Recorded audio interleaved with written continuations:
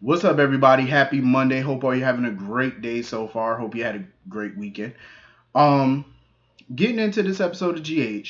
Listen, Jordan. I feel like Jordan handled the Portia situation with dignity, with class. I like the way she handled it. She could have got upset. She could have went off, but she didn't. She decided to handle it like a lady and like an adult, and I respect it. Like, I respect the fact that Portia was apologetic towards her because she's not trying to hurt, you know, Jordan or anything like that. And she still want to be friends with Jordan. She still want to hang out with her. But this is what made me respect Jordan even more. She basically absolved her. She let her know what happened between her and Curtis had nothing to do with Portia. She let her know that first and foremost. And also that she's not angry with her, like she don't blame her for the downfall of their marriage. But she let her know at this point I don't see how we could be friends. And I agree. Because and the reason I say that is because everything is so raw right now. Everything is happening right now. It's like it's still the beginning stage of everything. So it's like, how do y'all be friends? Because it's gonna be awkward. Let a little bit of time pass. Like, this woman is still grieving her marriage. Like, the divorce isn't even final, thanks to Stella. But it's like, she's still grieving that marriage. And, being around Portia means that she's gonna kind of have to be around her and Curtis, or hear Portia kind of talk about Curtis. It's gonna be kind of hard, you know what I'm saying, to be around your soon to be ex-husband's new woman and trying to be friends with her, especially when everything's happening right now. So I get where Jordan was coming from. You know what I'm saying? Like, let a little bit of time pass, let let everybody heal and get over things, and then maybe they could revisit the friend thing. You know what I mean? So I love the way Jordan handled it, because I feel like that's the adult way of handling it. No name calling, no smacking, hair pulling, none of that little high school shit. She handled it like a grown ass woman. I salute her for it. You know what I'm saying? Um. So anyway, moving on from that. When Jordan and Curtis were talking, she let him know, like, yeah, I signed the divorce papers and stuff like that. Um, because she knows that he moved on. Curtis tried to act like, oh, so if you didn't think I was moving on, would you have signed the divorce papers? Why is that?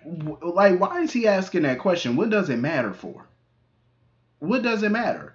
I mean, for me, I feel like if she didn't see him and Portia kissing, and she didn't think that he moved on, maybe she wouldn't have signed him, because she came to the Savoy to try to give their marriage another shot. She came there to try to, get him to change his mind. So clearly she wasn't gonna sign the divorce papers yet. But I don't see why he needed to know that. You know what I'm saying? Like, why he's asking, what does it matter at this point? You signed the divorce papers. She signed the divorce papers. You have moved on. So anything other than that does not matter at this point. You know what I mean? I really feel like Curtis and Jordan's marriage was very fixable. The issues in their marriage I felt could have been fixed, but hey, it happens. Maybe one day they might reconnect and get back together. You never know. But for the time being, it looks like it's over. I am so happy that Curtis basically told Stella again to butt out of his relationship. It's like, stop being a little busybody. It's like, what more can Stella say? She's already talked to Curtis about this. She already talked to Jordan about this. She has already talked to Portia about this. And guess what? Nothing has changed. Nothing has changed. I'm not saying that what Stella says is not true, because a lot of what she said to them was true. And I get that she's coming from a good place. Like, I don't want to see nobody get hurt. I respect that. But at the end of the day, you had your say. You know what I'm saying? You spoke your piece. After you talked to all of them, Stella should have left it alone after she spoke to all of them. Individually, after she individually talked to them and the results still stayed the same, she should have left it alone. Because I feel like now it's like she's coming off as a busybody who's trying to manipulate everybody's lives to be what she sees it being, what she wants it to be. Like, oh no, Jordan and Curtis should be together. Portia, you need to be over here. You can't maneuver people's life like that. You're not God. You can't do that. You know what I'm saying? You shouldn't be playing God with people's lives, being petty, trying to hide the divorce papers and stuff like that. No, you've already said your piece. They still chose to do what they wanted to do, so you should have left it alone. Because now when the truth comes out, she already said how Curtis likes to build up walls and he likes to, just cut people out of his life and stuff. What do you think he's going to do when he finds out what you did? And eventually, I'm sure he will find out because they know that they both signed the divorce papers. So when they don't hear back from the courts or their attorney or whoever's handling the divorce, they're going to know something's up and something fishy. And Jordan's going to remember your ass was in her office when she put those papers down. So it's not going to be hard for them to deduce that you manipulated the situation to get them back together. And again, she's coming from a good place, but you need to back off at this point in time. She really needs to back off. Like, I agree with what she says that, she don't want to see none of them get hurt. And she feels like, Curtis is not fully over Jordan and Jordan ain't over him. I get that, but if they want to go about their business and date other people and that's what Curtis wants to do, let him do it. He's grown. He's a grown man. They're all grown. They're going to do what they want to do. You just got to sit back and watch it go down. Like, she really should have stayed out of it. Honestly. So anyway, Curtis had that conversation with Trina or whatever. He basically tried to set the record straight with her that, what's going on between him and Portia is not what Trina's thinking that's going on. Like, he made it very clear we never had an affair. Well, not never, but he was just saying, like, they didn't have an affair where Jordan was concerned. Like, he let Trina know, like, my marriage was pretty much already over when me and your mom started, being around each other. There was no sneaking around. So Trina looked relieved to know that it wasn't that kind of party until she overheard the conversation between Portia and Stella.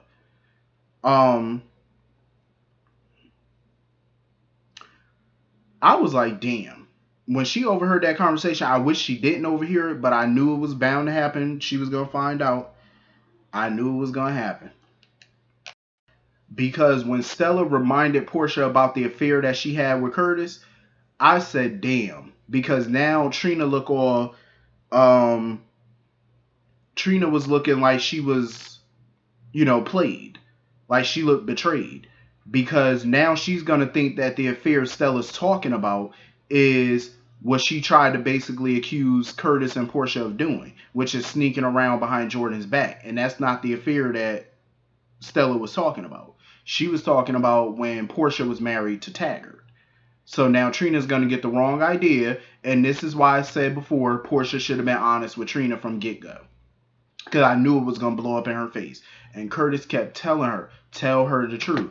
I said, exactly. If you tell the damn truth, she wouldn't get the wrong impression, the wrong idea about things. Like, you should have been more upfront, Portia, because now she's going to feel like she's been lied to not only by Curtis, but now by you. It's going to just be a shitstorm. I'm like, damn, Portia. This whole situation is just getting too messy. I'm here for the mess, though. I like messy. So I'm here for it. Especially in these kind of shows, I like messy. But it's like, damn. Like, all this big misunderstanding, y'all about to turn this into a Jerry Springer moment based off of a misunderstanding. All because Portia should have been honest with her daughter. So that way she's not finding out from somebody else. So anyway, moving on from that. We get to the mansion. The Quartermain mansion is Wiley's birthday party. Harmony done popped her ass up at the door. I done told y'all that was Harmony at the door and at the graveside. I knew it was gonna be her. So Harmony's back in town, with her BS. I guess she was there to make things right with Willow. Here go Chase. Chase done wheeled his ass up in there, ordering Harmony to leave. I said, sir, listen, I respect Chase for defending his wife, but he was out of pocket. Chase was definitely out of line, because I'm like, sir, this is not your mansion. I need for people to understand that. You are a guest in that house yourself, Chase. You are not the owner. If you want to order people out the mansion, then you need to go find Dr. Monica Quartermain and you need to have her escort Miss Harmony out off the property. Like, y'all are getting too comfortable in Monica house telling people when to go. Um and I get it. Harmony, she just want to make things right with Willow or whatever. But I mean, the problem, I think she's genuine. I think she's genuine. Even Jason felt that way. Like, Jason felt like Harmony was being genuine. But the problem with Harmony is she's genuine and trying to, repair her relationship, but she's messy. Harmony knows how to find mess, how to find herself in a problem. And therein lies the problem. It's like you try to come from a good place, but you're always into some bullshit. You know what I'm saying? It's like she can't never keep her nose out of some shit. It's like you always knee deep in some drama. So it's kind of like hard. Um and I love the fact that even though Chase was ordering her out, Michael pretty much told Willow like it's your call. Do you want your mom to stay, leave? Like, Michael was being understanding about it. He was like, he ain't had no issue if that's what Willow wanted. Like, whatever she wanted, it was her call. And I like how he gave her that option. Not like Chase sitting there out. Like, Chase, calm down. That's her mama at the end of the day. So calm your ass down. Yeah, her mama has done wrong, but that's still her mama at the end of the day. So it's totally up to her. So relax yourself. Um, I felt bad for Willow, because she was all emotional. Like, this is the anniversary of her biological son's death. You know what I'm saying? And also, she's celebrating the birthday of her adoptive son, and now she got to deal with her mama coming through. Like, it was just a big ball of emotions for her. So I get where she coming from. So of course, Michael went to the Gatehouse to go console her. And boy, did he console her. He done slipped her to Shillelagh. I was like, okay, Michael. He said, I got, Michael came up in there. They started kissing. Michael said, I got something to make you feel better. Michael came up in there and was like, I got some vitamin D to make you feel better. And Austin, little messy ass. Austin sitting there telling Chase, oh, so since you can kind of walk or whatever, like you making progress with your walking, maybe you should go show Willow your progress and stuff. I say, Austin, you are a messy bitch. So he done walked him up in there, helped him get up in the gatehouse while Michael and Willow upstairs at the gatehouse doing the do. Chase come up in there, Willow. I said, sir, Willow is getting some dick right now, so you might want to come back a little later. When she done moaning and oohing and ah, you might want to come back a little later, sir. I'm just saying, she getting her some good right now. Like, ain't nothing like some birthday sex, and it ain't even her birthday. Go figure. I mean, ain't that some shit? How you get some birthday sex and it's not your birthday? I was like, oh wow. Oh my. This is all gonna blow up in their face because it's gonna be some drama. It's gonna be some drama when Chase find all this out. And just imagine when he find out that they fucked on Wiley's birthday. Oh my god. The ghetto. So anyway, Jason and Carly was up in the living room feeling Valentine and Harmony and the dawn of day, and when she was with Shiloh and the Cyrus mess, filling them in or whatever. And like I said, Jason felt like she was being genuine, but him and Carly are still skeptical about Harmony because she's always in some drama. So they have every right to be concerned because you never know, what fresh drama she's bringing, back to town every time she pops up. So I understand they're a little weary about that. And Jason was like, oh, he felt like she just wanted to make things right, but sometimes you can't. And Carly was looking at him trying to be all inquisitive and stuff, giving him like a little quizzical look, like, are we still talking about Harmony or are you talking about Britt? Because that's the vibe she got from him when he said that. I said, oh, we know who he talking about. He ain't even worried about Harmony. He really talking about Britt. That's who he really talking about. Let's just be clear. So they went on the patio or whatever. And, they was talking about what their marriage is costing him and Britt or whatever, a shot at them being together and whatnot. And you know, Carly don't want Jason blaming himself for all this. I mean, I get it. Business is business. But, you know, it's still fucked up, you know, that people are getting hurt in the process of this, you know, when they had real feelings. I'm just saying. Um, but y'all need to be worried about Harmony, little crooked behind. That's what y'all need to be worried about, because Lord knows she crooked. Um, so Valentine and Brooklyn had their little moment or whatever when they were talking about Harmony.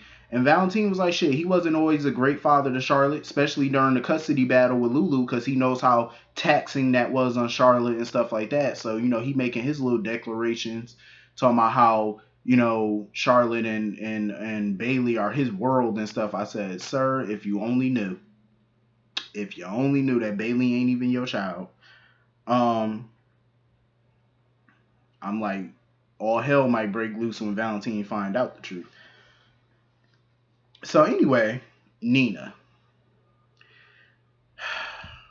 Nina just refuses to let this go. This whole Mike situation. I'm like, Nina, you are a fool. She's sitting there asking herself that question, what am I doing?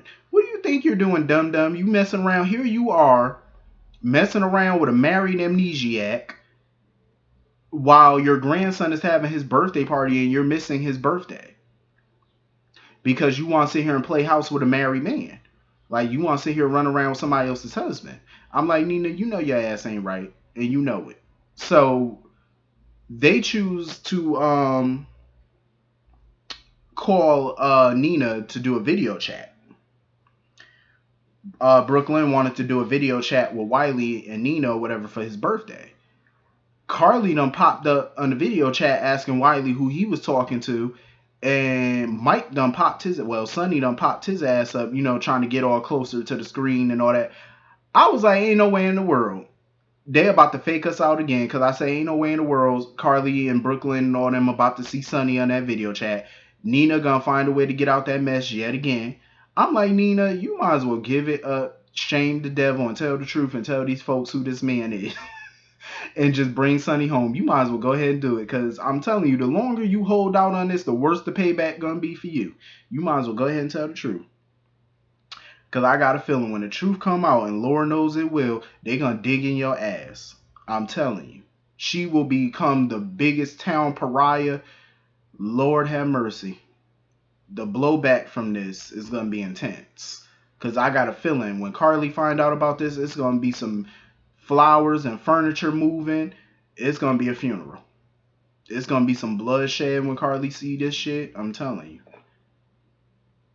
And you never know what Jack's little vindictive ass might do. Because you got to think about it. Even though she runs Crimson, Crimson is still owned by Aurora Media. So you might get some blowback from that too. Jax and Michael, you know, since they are co-CEOs, they might just fire your ass. You know, even though money-wise she ain't worried about it. But still, you know, it's like you got a lot to lose when this comes out. And not even just ass whooping. You gotta worry about an ass whooping, being fired, losing your grandson. It's like you just, you know, you about to be all messed up when this come out, Nina. I'm just saying. But anyway, I enjoyed this episode. Hit the comment section, let me know what y'all thought, and I will see y'all all later. Have a great day. Peace.